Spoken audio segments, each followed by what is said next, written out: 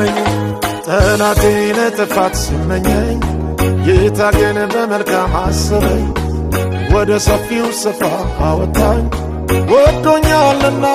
አዳነኝ ጠላቴ ለጥፋት ሲመኘኝ ጌታ ግን በመልካም አሰበኝ ወደ ሰፊው ስፍራ አወጣኝ ወዶኛልና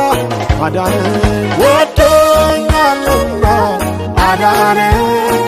ወዶኛልና